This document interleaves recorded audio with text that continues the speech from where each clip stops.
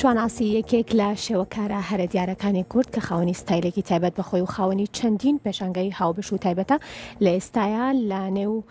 بڵین بینە نیشتیمانی ئەمنە سوورەکە لە نێو مۆزەخانی نیشتیمانی ئەمنە سوورەکە نوێترین پێشانگای خۆی بە چەندین کاری ناوەزە ئەکاتەوە.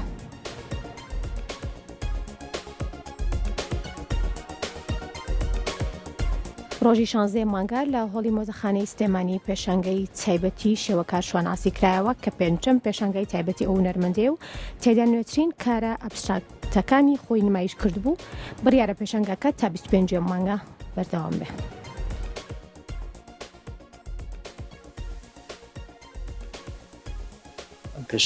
پێشانگای پێنجەممە کە پێگاتۆ لە 37 تابلۆ ی ساڵانی 2007 بۆ 2022 سەرجەم کارەکان با بڵێن بە ماوەدی ئەکریلیک دروستم کردو کە زۆربەی زۆری هەمان ڕێچکەی کارەکانی پێشومەوەی پێشتر کاری منی دیبێ ئاشنایە بە ئیشکردن و شێوازی کارکردنم، بەڵام لەم پێشانگایە تۆزێک جیاوازیەکەی بۆی کە هەندێک ئیشم کردو ئیشی ئەبستراکتە و ئەوەی کە هەوڵم ماویستومە لایەنی تەکنیکی زاڵ بێ بە ئیشەکانە کە با بڵێن ئەوەی کە ئیشەکانیم نەبینێ هەستکا کە کارێکی